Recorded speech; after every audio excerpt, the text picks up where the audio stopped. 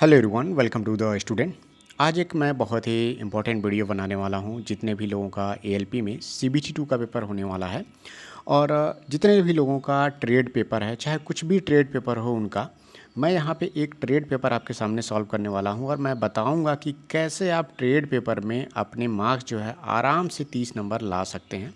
क्योंकि जो भी पेपर आपका ट्रेड वाला होता है उसमें 75 क्वेश्चन रहते हैं और इस 75 क्वेश्चन में से रेलवे इतना क्वेश्चन तो देता ही है जिससे आप अपना ट्रेड आसानी से क्लियर कर सकते हैं केवल बेसिक बेसिक पढ़ करके।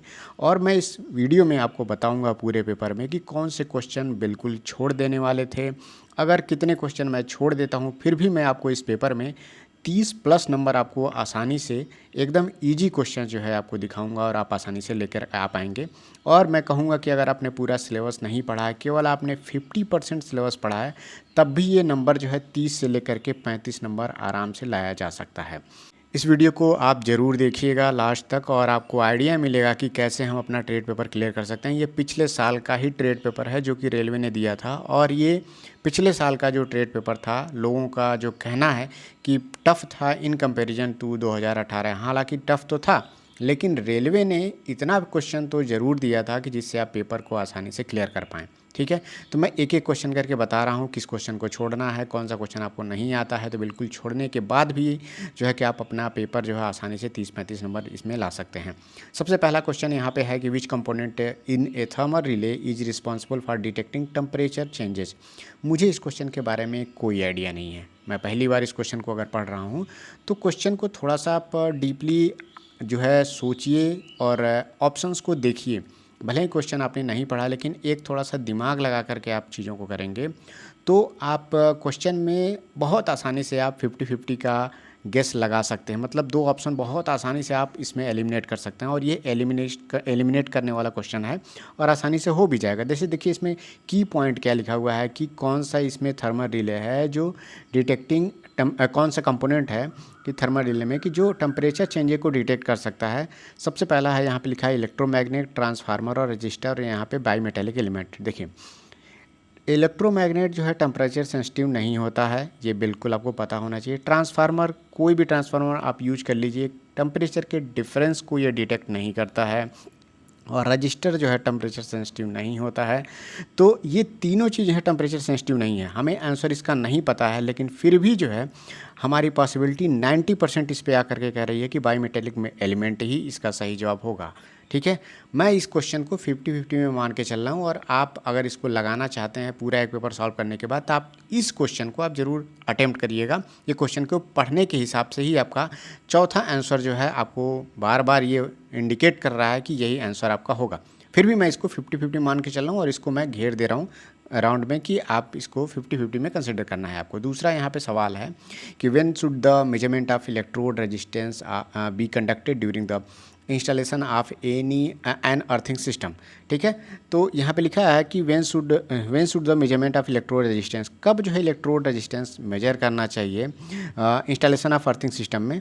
तो यहाँ पे अलग अलग प्रोसीजर लिखा हुआ, only when the earthing system shows sign of the malfunctioning at the time of initial design, after back filling of the earth electrode और before back filling the earth electrode.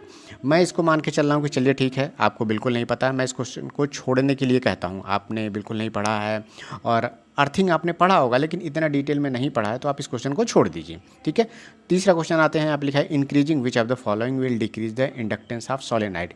ये simple जो है solenoid का फॉर्मूले के आधार पे ये question है कि सोलेनाइड में जो आपका इंडक्टेंस होता है L is equal to mu N A upon L. L यहाँ पे क्या है, सोलेनाइड का लेंथ है, ए है क्रॉस सेक्शनल एरिया, एन है नंबर ऑफ टर्न्स। ये फॉर्मूला आपको पता है, कोई भी कॉन्सेप्ट आपको पता हो या ना हो, आप आसानी से जब आप लेंथ को इसके इंक्रीज करेंगे तो इसका इंडक्टेंस जो है वो डिक्रीज होगा और तीसरा आंसर यहाँ पे सही हो जाएगा। ये सिंपल आप केवल सोलेनॉइड पढ़े होंगे तो पहले ही दूसरे कॉन्सेप्ट में आप इसको समझ सकते हैं। ठीक है, इसमें बहुत डीप में जाने की जरूरत नहीं, ये क्वेश्चन आसान क्वेश्चन में मान रहा हूँ तो ये तीसरा क्वेश्चन आपका सही हो जाएगा। ठीक है, मैं कह रहा हूँ कि आप सिंपल आप जो है इसमें थियरी को देखिए और पास होने भर का क्वेश्चन इसमें आपको देखने को मिल जाएगा। नेक्स्ट आते हैं हम यहाँ पे चौथा क्वेश्चन लिखा है कि the typical switching speed of GTO, मुझे नहीं पता है, इसको मैं छोड़ देता हूँ, ठीक है। नेक्स्ट आइए, लिखा है कि a voltmeter with resistance of 10,000 ohm is connected across a circuit that has voltage 50 volt का है और व्हाट इज द करंट निकालना, V इक्वल टू IR के फॉर्मूले पर लगाएंगे और ये आपका सही हो जाएगा। तो ये क्वेश्चन पाँचवा आपका इजी क्वेश्चन में है और आप इसको आसानी से कर ले आएंगे। SI यूनिट ऑफ टेम्परेचर पूछा है, इजी क्वेश्चन, केल्विन सही जवाब, छठा आपका सही हो गया। नेक्स्ट आइए, for which purpose is mineral oil provided in the oil field transformer, mineral oil क्यों हम इसमें देते हैं। तो ये भी एक कॉन्सेप्चुअल क्वेश्चन है। आप अगर बिल्कुल भी नहीं आइडिया है, आप हो सकता है कि इन दोनों में कन्फ्यूज हो, तो भी आप इसमें 50-50 का गेस लगा सकते हैं। हालांकि कूलिंग तो 100% सही है, ये तो आपको पता होना चाहिए, ठीक है। तो कूलिंग पर्पस तो एकदम सही है, तो या तो आप इसको लगाएंगे या तो इसको लगाएंगे, यही चीज़ है। तो इन दोनों में अगर आप 50-50 खेलेंगे तब भी आप हो सकता है इसको लगा पाए, लेकिन 50-50 में अगर कोई लड़का सही भी कर सकता है, नहीं भी सही कर सकता है, तो इसको मैं, चलिए ठीक है, इसको मैं स्किप कर देता हूँ, मान लीजिए आपका गलत हो गया या छोड़ देते हैं, ठीक है। नेक्स्ट आते हैं हमारा, what is the main purpose of field winding in DC generator. Concept आपका क्लियर है तो आप इसका सही जवाब पाएंगे, नहीं क्लियर है तो आप इसको छोड़ दीजिए। हालांकि इसमें भी आप एक ऑप्शन एलिमिनेट कर सकते हैं, जैसे field main purpose of field winding का यूज़ करने का कभी भी मेन पर्पज नहीं हो सकता कि AC को DC में बदलना, ठीक है। तो ये ऑप्शन तो 4th नंबर का बिल्कुल कट जाएगा। तो यहाँ पे आप 3 ऑप्शन में कोई एक गेस आपको लगाएंगे। आर्मेचर रिएक्शन भी बिल्कुल ये सही जवाब नहीं है, एकदम बिल्कुल ये आर्मेचर रिएक्शन के लिए इसका यूज नहीं होता फील्ड वाइंडिंग का। तो 2 ऑप्शन आपका एलिमिनेट हो गया, तो ये 50-50 में आएगा। लेकिन मैं इसको भी आप मान के चलूँ, आप इसको छोड़ना है। मैं इस पेपर में आपको दिखा रहा हूँ कि केवल 100% श्योरिटी के साथ जो इजी क्वेश्चंस हैं कैसे आप पेपर को क्लियर करेंगे, अभी पूरा पेपर में करके बताता हूँ। 9th नंबर क्वेश्चन देखिए, which of the following statement is incorrect about the end standard. हमें नहीं पता स्टैंडर्ड क्या होता है और वायरिंग में हमें नहीं पता है, हम इस क्वेश्चन को छोड़ रहे हैं, चलिए ठीक है। Which of the following information is necessary to construct a rectangle. अब भाई एक रेक्टेंगल बनाना है आपको, आयत बनाना है, तो कौन सी कंडीशन इसमें नेसेसरी है। तो लिखा है लेंथ ऑफ 2 एडजेसेंट साइड। तो ये बिल्कुल जो है इजी क्वेश्चन है, इसको आप सब लोग सही करेंगे, 90% लोग सही करेंगे कि भाई ये साइड का और इस साइड का अगर आपको लेंथ पता हो जाएगा तो रेक्टेंगल आप बिल्कुल आसानी से बना सकते हैं। भाई लेंथ पता हो गया, ये दोनों पता हो गया, आपको पता है कि इसके सभी साइड जो है 90 डिग्री होते हैं, तो एक रेक्टेंगल आपका बन गया। तो दूसरा यहाँ पे सही जवाब है, इजी क्वेश्चन है, इसको करना है। If inductance is double what happen the inductive reactance, ठीक है। ये भी फॉर्मूला बेस्ड है, लेकिन किसी का अगर फॉर्मूला नहीं याद है, एक्सेल वाला फॉर्मूला नहीं याद है, तो आप इसको छोड़ दीजिए। ये गलत, मैं इसको क्रॉस इसलिए किया हूँ कि इसको छोड़ देना है, आपको नहीं पता है। चलिए 12 नंबर क्वेश्चन है कि विच of the following V blocks will have one V group and 2 V groups on either side of the clamping in 2 position। नहीं पता है हमें, इसको मैंने छोड़ दिया। नेक्स्ट आते हैं 30 नंबर का, विच of the following characteristic of GTO is most important for its use in high power switching applications. अब थोड़ा सा अगर मान लीजिए इसको हम देखेंगे, कॉन्सेप्ट अगर आपका क्लियर है तो भाई इसको करने में 50-50 कहीं ना कहीं आप लगा सकते हैं, लेकिन मैं इसको ही मान रहा हूँ कि मुझे नहीं आता, मैं इसको छोड़ रहा हूँ, ठीक है। नेक्स्ट आते हैं यहाँ पे, which of the following is the most common application of an earth leakage circuit breaker, ELCB। Circuit breaker तो सबसे पहले आपको पढ़ना ही पढ़ना है, लेकिन यहाँ पे देखिए, यहाँ पे क्या लिखा हुआ है कि protecting electrical appliance from overload, protecting high voltage transmission lines, ये तो बिल्कुल गलत है। Preventing electrical fires in buildings and detecting voltage fluctuation in the system. देखिए ELCB का सर्किट ब्रेकर है जो बड़ी बड़ी बिल्डिंगों में यूज होता है और कहीं से भी शॉर्ट सर्किट होगा, हाई करंट हो जाएगा, तो ये आपको फायर से बचाता है। चलिए ठीक है, मैं मान के चल रहा हूँ कुछ लोग होगा इसका सही करेंगे, लेकिन बेसिकली ये कॉन्सेप्ट वाला क्वेश्चन है और अर्थ ELCB सर्किट ब्रेकर आप पढ़ेंगे तो बहुत ही सिंपल तरीके से ये दिया हुआ है। तो अगर आपका याद है तो कर लीजिएगा, नहीं तो मैं इसको तो सही में मान के चल रहा हूँ कि ज़्यादातर लड़के इसको सही कर लेंगे। अगर कोई होगा कि इसको नहीं सही कर पाए तो इसको क्रॉस में लगा सकता है, ठीक है। नेक्स्ट आते हैं, इन ए 3 फेज सिस्टम है, लाइन टू लाइन वोल्टेज दिया है 400 वोल्ट और करंट दिया है 10 एम्पियर। सिंपल फॉर्मूला है, कह रहा है कि रियल पावर बताना है, तो रियल पावर के लिए यहाँ पे फॉर्मूला ही होता है √3 VLIL cos phi। बहुत ही सिंपल, इस फॉर्मूले में रखिए आपका आंसर आ जाएगा, ये बहुत सिंपल है। ये हो जाएगा 15 number question, which are the following type of the chisel is use for the separating metals for their chain drilling. अगर इलेक्ट्रिशियन का बंदा है तो हो सकता है कि 90% पॉसिबिलिटी है कि क्वेश्चन नहीं जान रहा हो, तो इसको मैं क्रॉस कर देता हूँ। What is the typical temperature range in of A mercury based clinical thermometer. Temperature range आपको नहीं पता है भाई, मैं इसको छोड़ देता हूँ। Apart from the lamp holders which else is a cord grip और अंडर राइटर्स नॉट यूज्ड, ठीक है। तो मुझे नहीं पता है, मैं इसको छोड़ देता हूँ। ठीक है।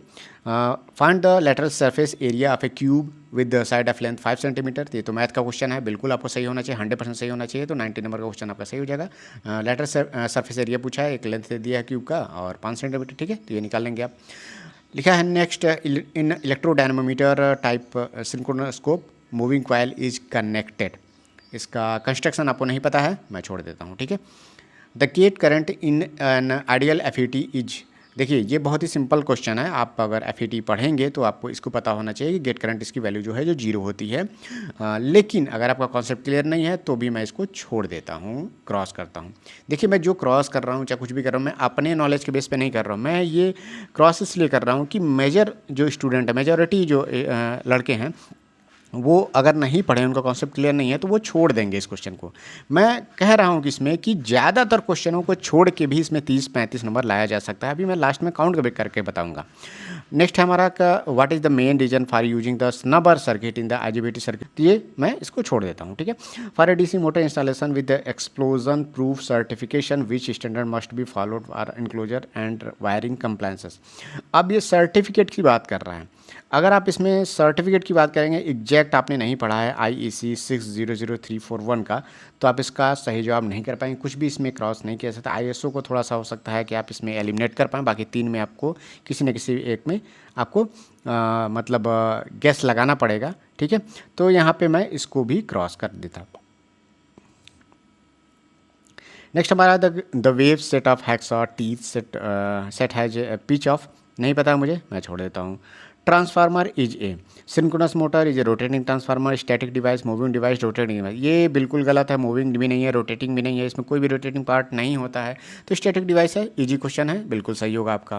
According to IEEE 18 the resistance of the ground system should be, मतलब ग्राउंड सिस्टम मतलब कि जिसके अर्थिंग करनी है उसका रेजिस्टेंस कितना होना चाहिए। यहाँ पे लिखा है, सीधे सही जवाब है कि low enough to allow fault currents to safely dissipate into the earth, मतलब उसका रेजिस्टेंस एकदम मिनिमम होना चाहिए कि जैसे भी कोई फॉल्ट आता है, हैवी करंट लीकेज होता है तो तुरंत वो जो है अर्थ में चला जाए। तो ये तो अगर आप नहीं भी पढ़े हैं तो एजुकेटेड गेस लगाएंगे, बिल्कुल आपका तीसरा सही हो जाएगा यहाँ पे। Which of the following terms in 5S concept refers to make habit of maintaining the established procedure, तो 5S में से कौन सा इसमें से ऑप्शन रहता है। तो 5S का केवल आप नाम याद रख लेंगे, सभी S का फुल फॉर्म सभी 5S में क्या क्या इसका मीन होता है, मतलब होता है, तो आप इसमें तीसरा सही जवाब निकाल लेंगे। तो इसको मैं कह रहा हूँ कि ये सही कर लेना चाहिए, आपका बेसिक कॉन्सेप्ट है। नेक्स्ट हमारा 28 नंबर का है, which of the following calipers are used for making lines parallel to inside and outside edge for locating the entire of the round bars, तो बिल्कुल मैं इसको भी क्रॉस कर देता हूँ, मुझे नहीं पता है। Which of the following statement about earth resistance in context of earthing is true, तो अर्थ रेजिस्टेंस के बारे में इसमें पूछ रहा है, अर्थिंग के कंसेप्ट में। तो यहाँ पे देखिए सभी को पता है कि भाई अर्थ रेजिस्टेंस आपको कम से कम रखना पड़ेगा, जिससे परफॉर्मेंस अच्छी रहे, इलेक्ट्रिकल सिस्टम जो है आपका बढ़िया से काम करें और कोई भी लीकेज हो तो आपका वहाँ से अर्थिंग में चला जाए। तो हाई अर्थ रेजिस्टेंस बिल्कुल गलत जवाब है, ये भी गलत है, ये भी गलत है, तो ये भी आसान क्वेश्चन है, 29 हो जाएगा आपका। नेक्स्ट हमारा विच DC motor is preferred in steel rolling mills and elevators, देखिए DC मोटर के एप्लीकेशंस आपको बिल्कुल पढ़ने हैं, लेकिन अगर आपने नहीं पढ़ा तो मैं इसको भी क्रॉस कर रहा हूँ कि मुझे एप्लीकेशन सभी के नहीं याद है किसका किस में यूज होता है। नेक्स्ट हमारा आता है IGBT से क्वेश्चन है, भाई मुझे नहीं पता है क्या इसमें पूछ रहा है, मैं इसको भी क्रॉस कर रहा हूँ। यहाँ पे toroidal inductors are shaped like a, नहीं पता है भाई। If a DC motor fails to start what should be checked first, कोई DC मोटर है स्टार्ट नहीं हो रहा है तो क्या हमें पहले चेक करना चाहिए, motor soft alignment, commutator polishing, field winding, resistance. तो सबसे पहले कोई मोटर अगर स्टार्ट नहीं हुआ घरों में तो आप पहले पावर सप्लाई कनेक्शन ये सब वोल्टेज चेक करेंगे ना, सीधी बात है। ऐसा तो नहीं तुरंत ही जो है कि आप सबसे पहले प्रक्रिया में पूरा खोल के मोटर सॉफ्ट ऑफ चेक करने लगा, नहीं, सबसे पहले तो आप पावर सप्लाई ही चेक करेंगे, बेसिक बात ये सिंपल आप यहाँ पर दिया हुआ है। तो 33 तो बेसिक कॉन्सेप्ट है, सही होना चाहिए आपका। Which is authorize to conduct road test on workshop vehicle, ठीक है ना। तो who is authorize to conduct road test, मतलब रोड टेस्ट करने के लिए वर्कशॉप व्हीकल का कौन अथोराइज है, कोई एम्प्लॉय अथोराइज नहीं है, कंपनी अकाउंटेंट नहीं है, विजिटर्स नहीं है, only trend and certified personal जो है अथोराइज है। तो 4th नंबर है इसका सही हो जाएगा। According to Faraday law the magnitude in induced EMF in a DC generator depends on the, देखिए ये क्वेश्चन भी इजी ही है, लेकिन अगर आपके कॉन्सेप्ट इसमें भी नहीं क्लियर हैं तो भाई देखिए ये ईएमएफ होता ही क्या, rate of change of magnetic flux, तभी तो ईएमएफ आपका जनरेट होगा। फैराडे का बहुत ही बेसिक मतलब कॉन्सेप्ट है ये। तो ये भी आपका सही होना चाहिए। देखिए मैं उन लड़कों की बात नहीं कर रहा हूँ जो बिल्कुल भी नहीं पढ़ते हैं, बिल्कुल भी उन्हें आइडिया नहीं है सब्जेक्ट का, तो वो तो देखिए कभी भी नहीं पास हो पाएंगे। लेकिन जो लोग डर रहे हैं, मैं उनको बता रहा हूँ कि अगर आपने थोड़ा भी पढ़ा है और बेसिक बेसिक आपकी चीज़ें क्लियर हैं, आप क्लासेस ले लिए हैं, बैचेज ले लिए हैं, आप ऑब्जेक्टिव क्वेश्चंस की प्रैक्टिस कर लिए हैं थोड़ा थोड़ा, तो पास होने भर के क्वेश्चंस रेलवे देता है। अभी देखिए 35 पे मैं पहुंचा हूं। 36 भाई, insulation resistance of any wiring installation should not be less than फलाना फलाना, ये है डेटा के बारे में पूछा है भाई, मुझे नहीं आइडिया है, छोड़ दिया मैंने इसको। What may happen if a flexible cable in a pendant lamp is not secured with a cord grip or under writers not. ठीक है, अगर मान लीजिए कोई फ्लेक्सिबल केबल है और लैम्प का जो मतलब सिक्योर नहीं है प्रॉपर, तो क्या मतलब घटना हो सकती है? Ceiling will overheat, lamp will consume more power, the cable connection में come out leading to shock hazard. भाई ऑब्वियस सी बात है, कोई भाई कनेक्शन है वो प्रॉपरली सिक्योर नहीं है तो भाई कोई भी हजार्ड और ये सारी चीज़ें हो सकती हैं। तो ये जो है तीसरा, इसका सही जवाब ज़्यादा होगा। ठीक है, तो ये एक बेसिक मतलब क्वेश्चन है ये। देखिए मुझे नहीं पता है, मैंने नहीं पढ़ा, लेकिन कभी भी आप कोई क्वेश्चन देखिएगा तो बिल्कुल आप पढ़ते ही छोड़ मत दीजिएगा। क्वेश्चन को थोड़ा तोड़ मरोड़ के ऑप्शन के साथ देखिए। कभी कभी ऑप्शन कहता भी है कि भाई यही सही होगा, एकदम पॉसिबिलिटी बन रही है। तो जब मैं कहता हूँ ना कि पेपर जब आप सॉल्व करिए और लास्ट में आप देखिए कि भाई मेरे अटेम्प्ट हो गए हैं, मान लीजिए कि 35 अटेम्प्ट हो गए या 35 से 40 के बीच में हो गए हैं, तो वापस आप किन क्वेश्चनों पे दोबारा आना है, तो मैं बता रहा हूँ ऐसे क्वेश्चनों पे ही आपको दोबारा आने हैं कि जिसको पढ़ने पे आपको गेस लग रहा था कि तीसरा या दूसरा में से कोई सही होगा या पहला में से सही होगा। तो इसमें से जब आप गेस लगाएंगे तो 10 क्वेश्चन का आप गेस लगाएंगे तो बिल्कुल भी आप नॉलेज, ऐसा तो है नहीं कि एकदम बिल्कुल भी मतलब जीरो बेस पे आप गेस लगा रहे हैं। कुछ ना कुछ आप थोड़ा सा एजुकेटेड गेस लगाएंगे तो 10 में से हो सकता है 4, 5, 6 ऐसे सही हो जाएंगे। ठीक है, बिल्कुल ना पढ़े हुए, जैसे मान लीजिए कि ये यहाँ पे है, ये अगर आपको डिटेल नहीं पता है तो इसमें गेस लगाना बहुत टफ है। आपका डेटा नहीं पता है, आपने नहीं पढ़ा तो नहीं, बिल्कुल नहीं लगाइए इसको। लेकिन यहाँ पे क्वेश्चन और ऑप्शन को देखने के बाद जब आप थोड़ा बहुत शब्दों को समझेंगे, हिंदी और इंग्लिश में पढ़ेंगे, तो आपका तीसरा ऑप्शन बिल्कुल कहेगा कि सही यही होगा। ठीक है, यहाँ पे दिया है नेक्स्ट है, what is the SI unit of volume, volume का क्यूबिक मीटर, बिल्कुल सही है, ये तो बहुत ईजी क्वेश्चन है, मैथ का है। If the length of the register is doubled what happen the resistance और R equal to rho L upon A, फॉर्मूले वाले पे बेस पे है तो ये 39 भी आपका हो जाएगा। What is not an advantage of using plate earthing over other types of earthing. अब देखिए इसमें अलग अलग टाइप की अर्थिंग का एडवांटेज और डिसएडवांटेज के बारे में पूछा है। अर्थिंग कह रहा हूँ मैं, बहुत बहुत इंपॉर्टेंट टॉपिक है, आप इसको बहुत ही डिटेल में पढ़िएगा और इसमें कुछ ऐसा समझने वाला नहीं होता है। सिंपल घरों की अर्थिंग की तरह होता है, अलग अलग टाइप में, क्या कहाँ पे किसका यूज है, कौन इंडस्ट्री में यूज है, कौन घरों में यूज है, यही जब सब जो है इसमें घुमा फिरा के क्वेश्चन पूछता है। और अर्थिंग से रिलेटेड अभी आपने 3-4 क्वेश्चन देख लिए, जिसमें से 2 क्वेश्चन तो आपके बिना पढ़े भी रहेंगे तभी अर्थिंग का हो जाएगा। भाई अर्थ का रेजिस्टेंस हमेशा मिनिमम रखना है, वो क्वेश्चन आ जाएगा तो बिना पढ़े भी आप कर सकते हैं। लेकिन एक आध क्वेश्चन अगर इस तरह के आ गए तो आप इसको भी सही कर सकते हैं अगर आपने पढ़ा है तो। लेकिन मैं मान रहा हूँ नहीं पढ़े हैं तो भाई इसको मैं छोड़ दे रहा हूँ। ठीक है, which of the following colours is commonly use for the caution sign. ये कॉशन साइन, ये जो आप देखा जाए तो कहीं भी आप क्वेश्चंस इलेक्ट्रिकल से रिलेटेड क्वेश्चन साइंस आप देखते होंगे तो येलो में ब्लैक से ही ज़्यादातर लिखा रहता है, तो ये इसका सही जवाब 1 हो जाएगा। विच of the following statement about the title block is true. ये तो इंजीनियरिंग ड्राइंग का क्वेश्चन है, बहुत सिंपल है कि आप कोई इंजीनियरिंग ड्राइंग आप बनाते हो, टाइटल ब्लॉक यहीं पर रहता है। ठीक है ना भाई, किस किस चीज़ क्या क्या चीज़ों का ड्राइंग है, ये सारी चीज़ें हैं। तो स्टेटमेंट 1 लिखा है, the title block is situated in the bottom right hand corner of the drawing sheet. तो राइट हैंड कॉर्नर पे बॉटम साइड में होता है। The content of the title block are standardised and can not be modified to suit individual company needs. तो ये तो बहुत ही basic भी है, आप थोड़ा सा इंजीनियरिंग ड्राइंग पढ़े होंगे तो ये सही हो जाएगा और इसका आपको फायदा भी मिला ट्रेड में। देखिए नेक्स्ट हमारा आता है इन लॉजिक सर्किट गेट। देखिए लॉजिक गेट से रिलेटेड क्वेश्चन है, अगर आप गेट का सिंपली आप कहाँ एंड लगा रहे हैं, कहाँ नैंड लगा रहे हैं, ठीक है, और नॉट गेट कहाँ पे लगाया है आपने, तो कॉम्बिनेशन कर करके अगर आप 2-3 क्वेश्चन देख करके सॉल्व कर लेंगे तो इस पर भी अगर कोई क्वेश्चन बेसिक आ गया तो भी हो जाएगा। ये हालांकि जो है इसको सॉल्व करने वाला ये क्वेश्चन है। ठीक है, तो जिसका कॉन्सेप्ट क्लियर है, हालांकि 11-12 में आपको गेट पढ़ाया जाता है, कोई ऐसा लड़का नहीं कह सकता कि भाई नहीं पढ़ाया जाता है और उसे नहीं आना चाहिए जो मेहनत से पढ़ा है। तो लेकिन गेट से रिलेटेड अगर आप चीज़ें भूल गए हैं तो वीडियो देख लीजिएगा, लेकिन फिर भी मैं इसको मान के चल रहा हूँ कि भाई आपका ये नहीं होगा। ठीक है, व्हेन लिखा है कि when creating 10 mm single stroke capital letter in a vertical style, what does the 10 mm distance between the horizontal parallel lines represent. भाई ये यही बात है कि भाई इंजीनियरिंग ड्राइंग में 10 mm की लाइन है, यहाँ पे इसमें कोई भी वर्ड ए बी ऐसे सी कुछ भी लिख रहे हैं, तो ये है क्या 10 mm वर्टिकल हाइट में। भाई लेटर की हाइट ही तो है, ऐसा तो है नहीं भाई ये जो 10 mm की बनाया तो यहाँ पे ऐसे लिखा जाता है, ऐसे तो लिखा नहीं जाता भाई। दो लाइन है, इन दोनों के बीच में पूरा एकदम सटा करके ही पूरा जो उसका मेजरमेंट है सब लिखा जाता है। तो ये इंजीनियरिंग ड्राइंग का इजी क्वेश्चन हो जाएगा। लिखा क्या, हाउ डज द एन अर्थ लिखे से, देखिए फिर से इसी से क्वेश्चन आ गया, work in the electrical system. ठीक है, तो देखिए यहाँ पे अगर आप इसको भी गेस लगाओगे, आप देखोगे ऑप्शंस को पढ़ोगे तो चौथा क्वेश्चन आपका सही हो जाएगा। कह रहा है कि it compares the incoming and outgoing currents to detect imbalance indicating leakage to earth. भाई मैं मान रहा हूँ नहीं पढ़ा आपने, छोड़ दिया इसको भी। Rotating field type alternator generally, rating के बारे में पूछा है, रेटिंग को मैंने कहा भी है पढ़ने के लिए आपको, रेटिंग आपको आपने नहीं पढ़ा है भाई, इसको भी छोड़ दिया मैंने। कन्वर्ट, इसको डेसिमल में बदलना भाई, 8.5% को डेसिमल में बदलना, ये कितना सिंपल है ये मैथमेटिक्स का, ये तो होना ही चाहिए।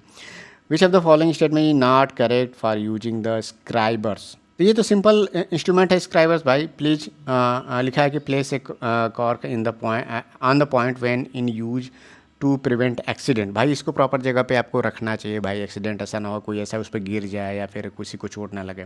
डू नॉट पुट द, ये सब बेसिक सेफ्टी वाले क्वेश्चंस हैं। सेफ्टी वाले क्या है भाई, ऑब्वियस सी बात है, कॉमन सेंस लगाएंगे, कौन सा जो है कि एनवायरनमेंट को ज़्यादा सेफ रखता है, कौन सा ऑप्शन, तो आपका इसके में सही हो जाएगा। तो ये तो इजी क्वेश्चन में मैं इसको रख रहा हूँ, ठीक है, ये सही हो जाएंगे। नेक्स्ट हमारा which of the following switch type is required along with an intermediate switch to control a lamp. ये देखिए ये क्वेश्चन बहुत ही इंपॉर्टेंट है। इस टाइप के जो स्विचेज हैं जो कनेक्शंस का काम करते हैं, तो ये आपको पढ़ना है कितने स्विचेज की ज़रूरत पड़ती है। 2 वे स्विच है, 3 वे स्विच है, ठीक है, 1 वे स्विच है, तो ये आप ज़रूर पढ़ लीजिएगा, लेकिन नहीं पढ़े हैं फिर भी मैं इसको क्रॉस कर रहा हूँ, ठीक है। What is the minimum age for employment in factories. देखिए फैक्ट्री में काम करने के लिए जो बच्चों का हजार्डस फैक्ट्री है उसमें मिनिमम एज क्या होना चाहिए आर्टिकल 24 कॉन्स्टिट्यूशन के हिसाब से।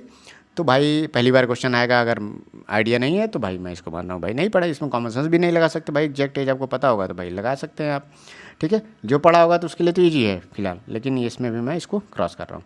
विच are the following best describe the work of the track, नहीं पढ़ा भाई, छोड़ दिया मैंने इसको। नेक्स्ट हमारा 52 का 100 mm prick punch with a 7 mm diameter body could have the 2.5 mm diameter point ground in an angle, मुझे नहीं आता, ठीक है। नेक्स्ट आते हैं 53 नंबर का, यहाँ पे कह रहा है कि टोटल कैपेसिटेंस हमको निकालना है, कैपेसिटर कनेक्टेड है आपके पैरेलल में, बहुत ईजी है भाई, ये होना ही चाहिए, सीरीज और पैरेलल कैपेसिटेंस के आपको निकालने आना चाहिए। What is the term differential in differential relay standard for, भाई नहीं पता मुझे। What is the following condition is not required for parallel operation of alternator. देखिए अल्टरनेटर का ये अच्छा कॉन्सेप्चुअल क्वेश्चन है भाई, नहीं मुझे पता है इसका कॉन्सेप्ट, छोड़ दिया मैंने भी इसको भी। नेक्स्ट हमारा है the function of slots on stator is to, मतलब उसका फंक्शन क्या है। तो देखिए आर्मेचर कंडक्टर का यहाँ पे वो घर होता है, उसी में आर्मेचर का क्वाइलिंग होती है, तो फिर वो ये जो कंस्ट्रक्शन आप पढ़ते हैं यहाँ पे किसी भी मशीन्स का मोटर का, तो ये आपका वहाँ से क्लियर हो जाएगा। कुछ लोग इसको सही भी कर सकते हैं, कुछ लोग नहीं कर पाएंगे इसको। देखिए यहाँ पे अगर आप इसको ये सही नहीं कर पा रहे हैं तो आप देखिए इसमें 50-50 का गेस क्या आप लगा सकते हो। प्रोवाइड द इफेक्टिव कूलिंग, बिल्कुल नहीं, स्लॉट बनाने का मतलब इसको कूलिंग थोड़ी ना करवाना है। नेक्स्ट हमारा एक्साइट द फील्ड सिस्टम, आप हो सकता है इसमें और इसमें कन्फ्यूज हों, ठीक है। स्ट्रेंथन द कोर को स्ट्रेंथ करने के लिए ये तो नहीं होगा, ये मतलब ऑप्शन ही थोड़ा सेट नहीं हो रहा है। कुछ चीज़ें ऐसी होती हैं ना जब आप मोटर में या फिर मशीन्स में पढ़ते हैं, तो जब आप ऑप्शंस देखते हैं ना तो वो टर्म आपने कहीं मशीन्स में पढ़ा ही नहीं है, देखा ही नहीं कि ऐसा टर्म कहीं यूज ही नहीं हुआ, भले ही किसी भी कॉन्सेप्ट में हो। तो यहाँ पे आप देख रहे हैं कि मतलब स्टेटर और उसके केस में आप मोटर वोटर के केस में देखते हो कि आपकी कहीं आपको इफेक्टिव कूलिंग के लिए कोई ऐसा इंस्ट्रूमेंट तो अंदर डिज़ाइन होती ही नहीं है। तो ये ऑप्शन तो बिल्कुल गलत है आपका दूसरा वाला, ठीक है। पहला वाला भी आपका सही हो सकता है, आप थोड़ा गैस लगाएंगे तो इसमें आप 50-50 का गेम खेल सकते हो, लेकिन थोड़ा सा भी आदमी पढ़ा रहेगा तो आपको तीसरा सही जवाब मारेगा, ठीक है। तो मैं मान के चल रहा हूँ इसको भाई कि आप इसको सही कर सकते हैं। नेक्स्ट हमारा 57 नंबर का, यहाँ पे कह रहा है match the following the type of lines which their correct description, ठीक है। तो भाई इंजीनियरिंग ड्राइंग क्या है, अगर आप इसको पढ़े रहेंगे तो भाई इसको भी कर सकते हैं, करना चाहे तो आप इसको कर सकते हैं, लेकिन मैं इसको क्रॉस मार रहा हूँ, मैं एक रफली बता रहा हूँ कितना कितना क्वेश्चन किया जा सकता है। भाई यहाँ कॉम्बिनेशन ऑफ रेजिस्टेंस है, भाई इसको कर सकते हैं आप, बिल्कुल सही जवाब इसका मिल जाना चाहिए आपको। Which of the following the primary reason why copper is widely use in the conductor in electrical wirings, भाई बिल्कुल सही जवाब है, ये आप कर सकते हैं। कॉपर का भाई रेजिस्टेंस लो होता है, हाई कंडक्टिविटी होती है। नेक्स्ट हमारा in ideal transformer the primary and secondary winding resistance, भाई बिल्कुल सही जवाब है 0 ओम, ये बहुत ईजी क्वेश्चन है। Which component is are required to obtain a proportional DC voltage for a voltage sensing relay, ठीक है। तो ये देखिए यहाँ पे लिखा है क्या है कि प्रोपोर्शनल डीसी वोल्टेज, और ये की पॉइंट है और यही बता रहा है कि ट्रांसफार्मर और रेक्टिफायर का यूज होगा, रिक्वायर्ड है।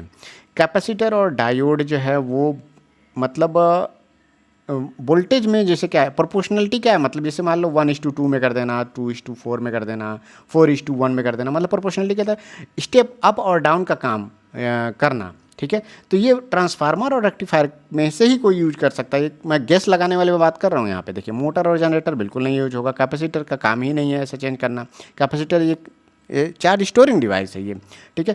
रजिस्टर और इंडक्टर बिल्कुल ये काम नहीं कर सकते, रेजिस्टेंस का कोई काम ही नहीं है कि प्रोपोर्शनलिटी में आपका जो है डीसी वोल्टेज में चेंजेस कर पाना, ठीक है। तो ये आप गैस भी लगाओगे ना तब भी आपका दूसरा यहाँ पे सही जवाब होगा।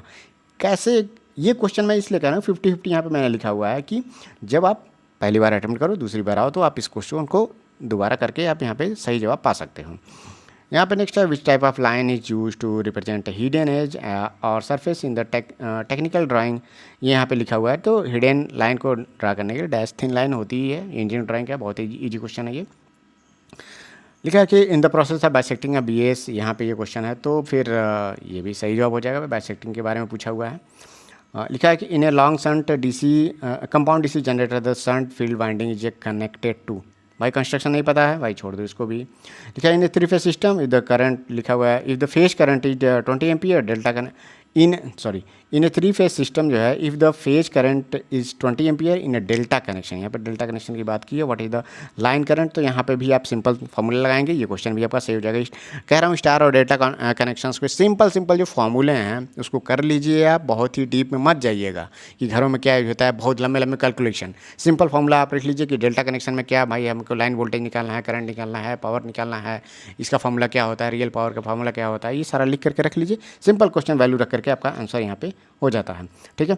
66 का यहाँ पे जो आंसर होगा कि for your safety at work which of the following should be insured, यहाँ पे लिखा हुआ है कि ये सिंपल क्वेश्चन है वैसे। All the required protective clothing and equipment are use, ये बिल्कुल भी आपको यूज करना ही करना है। Training and instructions necessary for performing task safely have been received, ये एकदम दोनों स्टेटमेंट सही है, तो इसमें तो कुछ दिमाग ही नहीं लगाना, नहीं पढ़े हैं तो आप बिल्कुल सही करेंगे। इन ए सीरीज सर्किट 3 रेजिस्टेंस, यहाँ पे दिया सीरीज और कॉम्बिनेशन का यहाँ पे सवाल है रेजिस्टेंस का, ये भी आपका हो जाएगा। नेक्स्ट हमारा आते हैं यहाँ पे select the incorrect statement with the regard to three phase star connected AC circuit, भाई ये थोड़ा सा घुमाने वाला क्वेश्चन होगा यहाँ पे, तो मैं इसको बिल्कुल नहीं पढ़ रहा हूँ, बहुत अभी और क्वेश्चन भी करने हैं तो मैं इसको मान के चलूँ। कंसेप्चुअल क्वेश्चन है ये, मैं पहले लिख भी दिया हुआ है, पढ़ा भी हूँ, तो नहीं पता है भाई छोड़ दिया हमने इसको। इन अ 4 band register what does the 3rd band represent, ये तो मैंने कलर कोडिंग को लेकर के बताया भी है, यहाँ पे बैंड को लेकर क्वेश्चन आ गया, मल्टीप्लायर का उसका काम होता है, लेकिन कलर कोडिंग में आपको रजिस्टेंस निकालना भी आना चाहिए। हो सकता है इसमें ये इसके लेकर के क्वेश्चन पूछ दिया, अगले किसी सेट में रेजिस्टेंस निकालने का क्वेश्चन पूछ दे, तो ये बहुत ईजी है, आपका ये क्वेश्चन हो जाना चाहिए। Which parameter of the 2 identical transformer are determine using back to back test, अब देखिए transformer back to back test के बारे में यहाँ पे पूछा हुआ है, अगर आप ट्रांसफार्मर पढ़ेंगे तो ये क्वेश्चन आप पढ़ सकते हैं, ठीक है। नहीं पढ़ा आपने, क्रॉस करता हूँ मैं इसको भी। नेक्स्ट आते हैं आप यहाँ पे एक if 50 watt of power is applied to the primary of an ideal transformer with the turns ratio of 10, the power delivered to the secondary load is, ये देखिए पावर जो है, पावर में ये चेंजेस करेगा कि नहीं करेगा, ये भी आपका फार्मूला बेस्ड क्वेश्चन है, सिंपल कॉन्सेप्ट है ये यहाँ पे, तो इसको भी आप चाहे तो कर सकते हैं, लेकिन मैं यहाँ पे मैं अपने हिसाब से मैं बता रहा हूँ, कई लोग हो सकता है इसमें 50-50 का मैं मान के चल रहा हूँ, 50% लोग कर भी सकते हैं, कुछ लोग छोड़ भी देंगे इसको, तो मैं इसको छोड़ ही देता हूँ, चलो ठीक है। Which of the following statement ये 3-फेज AC सिस्टम, चलो भाई इसको भी छोड़ दो, मैं पढ़ ही नहीं रहा हूँ इसको, ठीक है, पढ़िएगा आप लोग इसको, ठीक है, नेक्स्ट आते हैं यहाँ पे, in a balance 3 phase system the power delivered by the system depends on.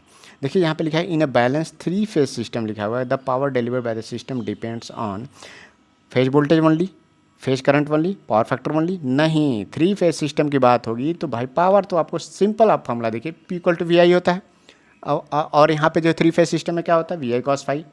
ठीक है, कॉस फाई का भी यूज हो जाता है भाई, फेज 3 फेज का है भाई, फेज बदलेगा तो भाई कॉस फाई की भी यूज करेंगे ही।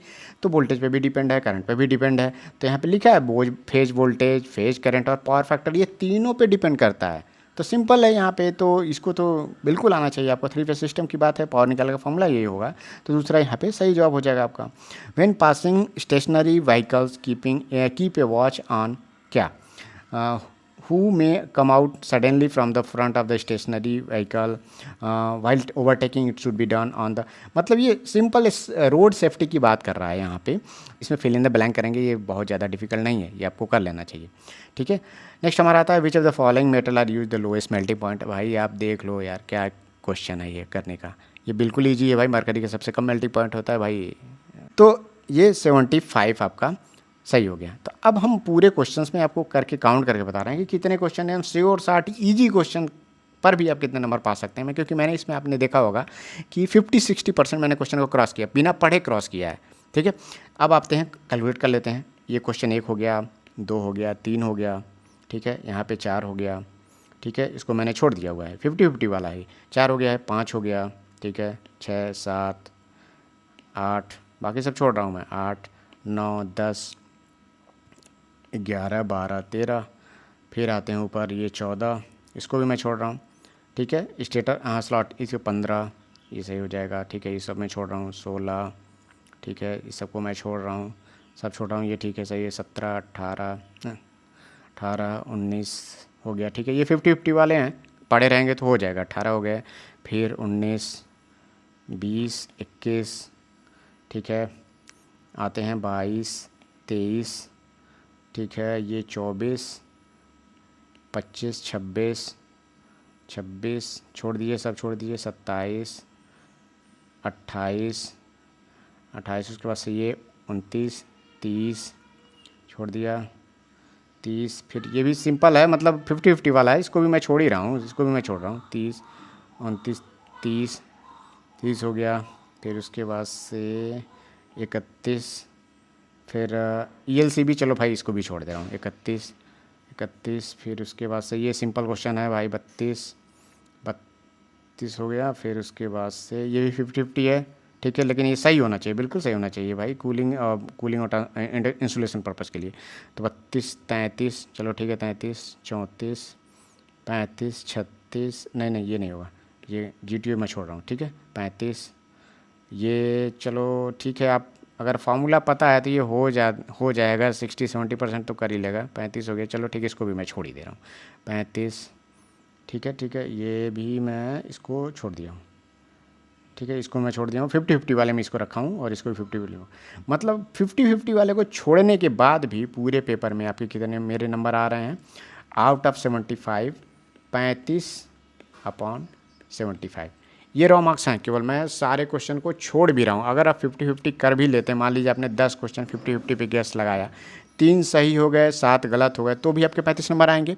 मैं कह रहा हूँ 10 लगाया आपने और 10 गलत हो गए गेस वाले जो है, तो 10 अगर गलत हो जाएंगे तब भी आपके 3 ही नंबर कटेंगे और 35 से आपका 31 नंबर आएगा। तब भी आप ट्रेड पेपर रॉ मार्क्स के आधार पर भी आप पास हो सकते हैं। तो ये पेपर करने के बाद मैं जो चीज़ें आपको बता रहा हूँ, आप समझिए, पेपर को आप थोड़ा सा इंटेलिजेंट्स तरीके से करिए, थोड़ा स्मार्ट तरीके से अगर आप करेंगे तो एग्ज़ाम में घबराने की ज़रूरत नहीं है। पास होने भर का जो अटेम्प्ट है आपका डेफिनेटली हो जाएगा। लेकिन उससे पहले मैं कह रहा हूँ कि जब भी आप तैयारी कर रहे हो, सारे चैप्टर्स के बेसिक कोई कॉन्सेप्ट, कोई चैप्टर है, कोई टॉपिक है, तो उसका सिंपल चीज़ पढ़ लो भाई। उसका फॉर्मूला अगर आपको 1-2 दिया हुआ है तो फॉर्मूला आप देख लो कहाँ किसका यूज होता है, सिंपल यूज करना फॉर्मूला। मतलब फॉर्मूला यूज करिए तो आंसर आपका 2 से तीसरे स्टेप में आ जाना चाहिए। ऐसा नहीं है कि देखिए आप बीटेक के क्वेश्चन आप डिप्लोमा के या फिर ITI के बड़े न्यूमेरिकल आप करोगे तो बहुत लेंदी होते हैं, बहुत अंदर कॉन्सेप्ट में जाएंगे। आपको भाई टोटल 75 क्वेश्चन नहीं करने हैं या फिर इसके नंबर नहीं मतलब जुड़ेंगे, तो आपको केवल 30 नंबर लाने हैं, मतलब लाने तो 27 ही हैं, लेकिन आप 30-35 का टारगेट लेकर के चलेंगे तो आपका पेपर हो जाएगा। उतने आसान क्वेश्चन इसमें दिए रहते हैं, बल्कि बताइए पिछले साल का कठिन पेपर मैं कर रहा हूँ, बताइए, तभी 35 क्वेश्चन जो है इसमें किया जा सकता है। और मैं आज के डेट में कर रहा हूँ, मैं बिल्कुल मैं पढ़ भी नहीं रहा हूँ, केवल मैं आपके लिए पेपर बनाता हूँ एप्लीकेशन पे या फिर गाइड करने के लिए, तो उतना मैं ऊपर ऊपर से पढ़ रहा हूँ, तभी इसमें से मैं 35-36 नंबर ला सकता हूँ। और ये आपको लाने चाहिए थे। पिछली बार कई लोगों के अगर गलत हुए हैं, कुछ क्वेश्चन से छूटे हैं, तो ये इस बार आपकी गलती नहीं करनी है। और ये वीडियो आपके लिए मुझे लगता है कि काफ़ी फ़ायदेमंद रहेगा कि कैसे पेपर को एग्ज़ाम में सॉल्व करना है। और मेरा एक और सजेशन आप मानिएगा कि जब भी आप पेपर करिएगा तो उसमें जो अटेम्प्ट आप कोशिश करिएगा 45 से लेकर के 50 क्वेश्चन तक के अटेम्प्ट आप रखने की कोशिश करिएगा, कि जिससे ये रहे कि आपके पेपर आसानी से क्लियर हो जाएं। और इतने में डेफिनेटली आप क्लियर कर लेंगे, लेकिन उसके लिए भी आपको पढ़ना पड़ेगा। ऑब्जेक्टिव है, हर चैप्टर के क्वेश्चंस आप पढ़ लीजिएगा। जो टॉपिक मैंने अभी पिछले वीडियोस में बताया है कि 25 टॉपिक का मैंने मतलब बताया, वीडियो बनाया हुआ है, तो वो वीडियो भी आप प्लेलिस्ट में जाकर के देख लीजिएगा कि टॉप 25 टॉपिक हैं जिसमें रेलवे जो है इलेक्ट्रीशियन में ज़्यादातर क्वेश्चन पूछता है। तो ये जो तरीका है वो सारे ट्रेड वाले लोगों के लिए है, तो आप इसको ज़रूर अप्लाई करिएगा। और अगर आपको ये वीडियो कैसा भी लग रहा है, मेरे द्वारा जो गाइडेंस है, चाहे जो भी मैं वीडियोस बनाता हूँ, अगर आपका जो नंबर है उससे बढ़ता है या फिर आपको कुछ ना कुछ फ़ायदा होता है, तो आप कमेंट में अपना रिव्यू ज़रूर दिया करिए। और मैं आपसे कहूँगा कि अगर मेरे चैनल से आपको फ़ायदा नहीं होता है तो आपको यहाँ बने रहने की ज़रूरत नहीं है। आप अपना टाइम बचाइए, आप अपने चैनल लिस्ट देखिए, किस किस चैनल को मैं फॉलो करता हूँ, देखता हूँ क्या वो मेरे चैनल मेरी पढ़ाई में मुझे गाइड करने में फ़ायदा देते हैं कि नहीं देते हैं, क्या वो गाइड करने से ज़्यादा टाइम मेरा बर्बाद करवाते हैं। तो वैसे चैनलों से आप दूर रहिए, ठीक है। ये मेरा चैनल भी हो सकता है, किसी और का चैनल भी हो सकता है। मिलते हैं नेक्स्ट वीडियो में। Thank you, all the best.